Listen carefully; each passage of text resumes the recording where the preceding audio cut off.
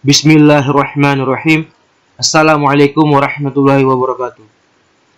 Ya baik, pada kesempatan kali ini, di video kali ini saya akan melanjutkan materi kita pada mata pelajaran simulasi dan komunikasi digital. Setelah di pertemuan sebelumnya, setelah di video sebelumnya saya sudah menjelaskan tentang apa itu logika dan apa itu algoritma. Jadi bagi yang belum nonton video penjelasannya, silakan kunjungi video sebelumnya. Nah, sekarang pada video kali ini saya akan melanjutkan materi mengenai bagan alir atau biasa disebut dengan flowchart. Jadi langsung saja. Bagan alir atau biasa disebut dengan flowchart. Bagan alir atau flowchart merupakan sebuah bagan yang menunjukkan aliran algoritma dan menampilkan langkah-langkah penyelesaian terhadap suatu masalah. Terdapat berbagai alasan bagi seseorang untuk menggunakan flowchart. Antara lain, yang pertama, digunakan untuk mendokumentasikan proses menjadi lebih terorganisasi dengan baik. Lalu yang kedua, runtutan langkah dari yang umum menuju ke khusus ataupun sebaliknya, dan merupakan petunjuk pemecahan masalah yang digambarkan dengan bagan alir. Lalu yang ketiga, digunakan untuk menggambarkan garis besar program yang akan dibuat. Bagan alir juga digunakan untuk merancang navigasi pengguna pada tampilan atau user interface aplikasi yang akan dibuat. Kemudian yang keempat, untuk mengkomunikasikan hal-hal yang prosedural. Jadi ini ada 4 alasan bagi seseorang untuk menggunakan flowchart. Lalu simbol bagan alir. Bagan alir tersusun dari berbagai simbol yang berbeda untuk mempresentasikan sebagai sebuah input, proses, maupun output yang berbeda. Nah, ini dia simbol dan kegunaannya dari bagan alir. Pertama, terminator. Simbol ini berfungsi untuk menandai awal dan akhir sebuah flowchart dan terdiri dari 2 label. Pertama adalah label mulai atau start untuk menandai awal flowchart. Lalu yang kedua, selesai atau end untuk menandai akhir dari sebuah flowchart. Kemudian simbol yang kedua ada proses. Simbol ini menyatakan proses yang dilaksanakan pada tahapan tertentu. Lalu kemudian ada simbol keputusan atau decision. Simbol ini digunakan untuk pengambilan keputusan terhadap suatu kondisi. Terdapat 2 keadaan yang harus dipenuhi, yaitu yang pertama ada keadaan ya atau yes, jika ke dalam pengambilan keputusan menghasilkan keadaan benar. Yang kedua, keadaan tidak atau no, jika pengambilan keputusan menghasilkan keadaan yang salah. Selanjutnya, ada simbol subproses atau alternate process. Simbol ini adalah simbol proses yang dapat dibuat menjadi lebih detail, menjadi bagian-bagian proses atau subproses lainnya. Lalu ada simbol dokumen. Jadi simbol dokumen ini digunakan untuk menunjukkan penggunaan dokumen yang terkait. Misalnya berupa masukan atau hasil dari sebuah proses. Lalu simbol selanjutnya ada simbol data. Simbol ini menyatakan data tertentu yang terkait pada sebuah flowchart. Lanjut, ada simbol pangkalan data atau database. Simbol ini menunjukkan pemakaian database pada sebuah flowchart. Lalu ada simbol tampilan atau display. Simbol yang menyatakan peralatan output. Misalnya di sini ada layar TV. Jadi itu adalah outputnya. Lalu ada simbol kartu atau punch card. Simbol yang menyatakan kartu dapat digunakan untuk masukan dan keluaran. Lalu ada simbol penunjuk alir atau flow direction. Ini dia simbolnya. Dia seperti anak panah. Simbol ini digunakan untuk menghubungkan setiap langkah dalam flowchart dan menunjukkan kemana arah aliran diagram. Lalu ada simbol masukan manual atau manual input. Jadi simbol ini merepresentasikan masukan yang dapat dilihat secara manual. Lalu selanjutnya ada operasi manual atau manual operation. Simbol ini merepresentasikan operasi yang dapat dilihat secara manual. Kemudian ada simbol persiapan atau preparation. Simbol ini merepresentasikan persiapan yang dapat dilakukan sebelum menuju ke langkah yang berikutnya. Lalu ada simbol penghubung atau konektor. Dia ada dua bagian. Yang pertama ada on-pack connector. Lalu yang kedua ada off-pack connector. Nah, jadi ini adalah simbol penghubung. Simbol ini digunakan untuk menghubungkan suatu langkah dan langkah yang lain dalam sebuah flowchart. Terdiri dari on-pack, digunakan sebagai titik awal penghubung suatu langkah atau biasa pada halaman yang sama. Lalu off-pack, digunakan sebagai titik temu penghubung suatu langkah dari on-pack dan biasanya terdapat pada halaman yang berbeda. Nah, ini dia, saya ambil sebuah contoh. Ini adalah contoh flowchart ketika kita berangkat ke sekolah. Ya, pertama persiapan, ya persiapan sekolah. Lalu alirannya mandi, lalu sarapan, berangkat ke sekolah, lalu selesainya sampai di sekolah. Jadi ini adalah contoh sederhana dari penggunaan bagan alir. Jadi ya ini dia langkah-langkah yang disiapkan. Jadi proses mandi, ini proses mandi, proses sarapan, kemudian proses berangkat ke sekolah merupakan salah satu contoh subproses, ya, yang dapat dibagi lagi menjadi proses-proses lainnya. Jadi selanjutnya nanti akan saya jelaskan satu persatu.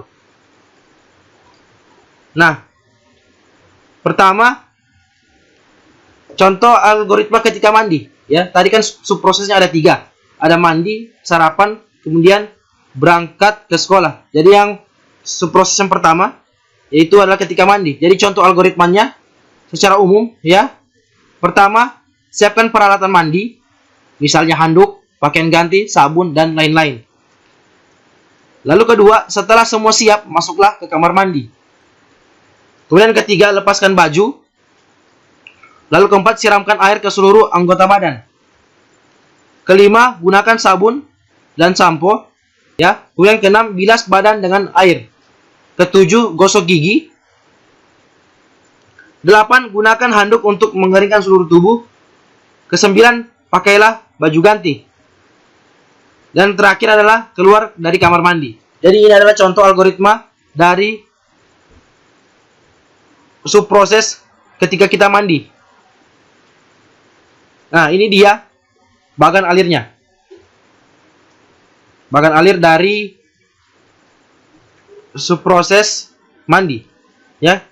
Jadi ini sudah diterapkan ke bagan alir dari sebelumnya kita terapkan dari algoritmanya. Sekarang kita tuangkan ke dalam bagan alir. Jadi bisa dilihat pada gambar ini. Nah, selanjutnya kita ke subproses sarapan. Jadi contoh algoritma ketiga sarapan. Pertama, lihatlah makanan pada meja makan. Tersediakah atau tidak? Kedua, jika tersedia, sarapan dapat dimulai. Jika tidak, ingin membuat atau membeli sarapan. Ketiga, periksa apakah tersedia bahan makanan yang dapat dimasak jika ingin membuat sarapan. Jadi ini dia contoh algoritma dari subproses sarapan. Sekarang ini sudah dibuatkan dalam bentuk bagan alir. Jadi dari algoritma tadi kita buatkan dalam bagan alir, ya. Pertama, periksa makanan, ya. Sarapan tersedia. Jika ya, langsung sarapan. Jika tidak, kita masak terlebih dahulu. Jika ini masak, ya, masak dahulu. Jika tidak, beli sarapan, ya. Jika ya, kita masak. Kemudian kita cek bahan yang tersedia di dapur. Jika tidak ada bahan, maka kita tidak akan sarapan. Kemudian jika ya ada bahan tersedia, maka kita buat sarapannya, lalu kita sarapan. Ya, seperti itu bagan alir dari algoritma sarapan yang sudah kita susun tadi. Selanjutnya, contoh algoritma ketika kita berangkat ke sekolah. Ya, jadi ini subproses selanjutnya ketika kita berangkat ke sekolah. Pertama, periksa apakah sepeda dalam keadaan baik. Lalu kedua, jika tidak dalam keadaan baik, ya kita asumsikan sepeda kita bannya bocor dan memerlukan waktu yang lama untuk menambalnya. Ya, jika tidak dalam keadaan baik, ya naiklah angkot. Kemudian selanjutnya, pilihan lain yang dapat digunakan adalah naik ojek. Jika tidak ada, dapat menggunakan pilihan lainnya selain naik sepeda, naik angkot, atau naik ojek, misalnya berangkat bersama teman-teman, ya, atau bersama orang tua, atau jalan kaki jika itu pun memungkinkan. Ya, ini dia algoritma dari subproses berangkat ke sekolah. Nah, sekarang kita tuangkan ke bagan alir. Menjadi bagan alir, ya. Kita pertama mulai, ya. Kemudian prosesnya periksa kondisi sepeda. Kondisi baik, jika kondisi sepeda baik, jika ya, dia ada dua pilihan, ya dengan tidak. Jika sepedanya baik, jika ya, maka kita berangkat ke sekolah dengan menggunakan sepeda. Jika tidak, kita naik angkot. Angkotnya ada atau tidak? Ya, jika ya, maka kita naik angkot. Jika tidak, maka kita pilihan selanjutnya, yaitu naik ojek. Begitupun lagi, jika ojeknya ada, berarti kita ya naik ojek. Jika tidak, tentukan pilihan lainnya. Ya, jadi ini dia penerapannya pada bagan alir, ya.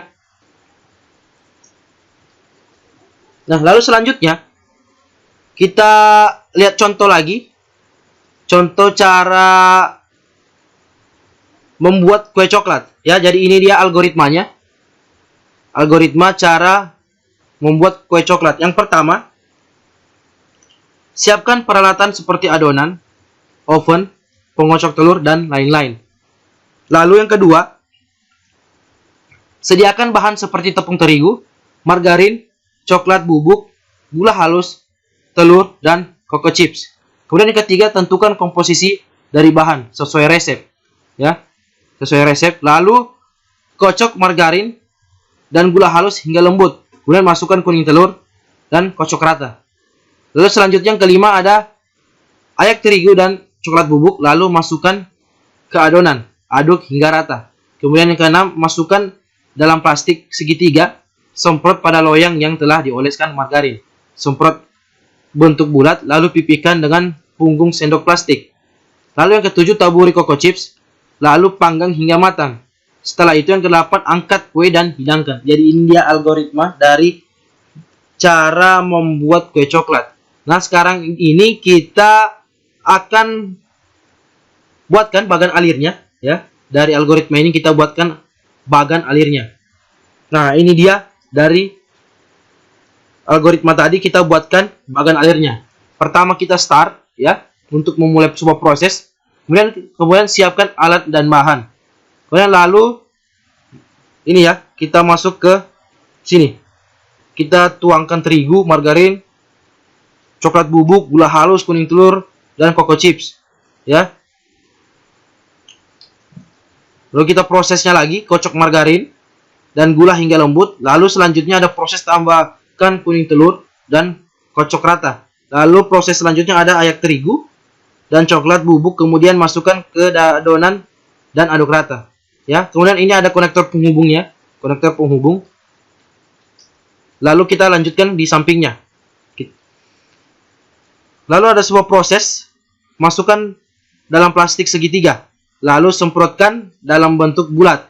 Kemudian ada proses taburi dengan cocoa chips, lalu panggang, tunggu, dan lihat. Nah, kemudian ada percabangan atau pilihan. Jika sudah matang, apakah sudah matang? Jika ya, kue dihidangkan. Jika belum, jika tidak, maka panggang lagi kue tersebut. Ya, jika ya, silakan hidangkan. Lalu selesai, end atau selesai. Nah, jadi ini dia bagan alir dari algoritma cara membuat kue coklat. Nah, sekarang untuk tugasnya, yaitu pertama, buatlah algoritma dari kegiatan yang kalian lakukan sehari-hari. Lalu ketika kalian sudah buat algoritmanya dari kegiatan kalian yang kalian lakukan sehari-hari, silakan buatkan ke dalam bentuk bagan alir atau flowchart. Jadi ini dia tugasnya ya. Ini dia tugas dari mata pelajaran simulasi dan komunikasi digital di materi bagan alir atau flowchart. Nah, sampai jumpa di pertemuan selanjutnya. Ya. Jadi terima kasih yang sudah menonton video ini. Terima kasih kesempatannya. Jika ada yang ingin ditanyakan atau ada yang kurang jelas dari penjelasan saya, silakan bertanya di kolom komentar. Ya. Kemudian jika kalian merasa mendapatkan ilmu baru ketika kalian menonton video penjelasan ini, silakan like videonya, kemudian share ke teman-teman kalian. Ya. Kemudian yang paling penting, silahkan subscribe channel ini agar supaya channel ini makin berkembang ke depannya. Ya. Jadi sampai bertemu di pertemuan selanjutnya ya, di video-video selanjutnya. Saya akhiri dengan ucapan wabillahi taufiq wal hidayah. Wassalamualaikum warahmatullahi wabarakatuh.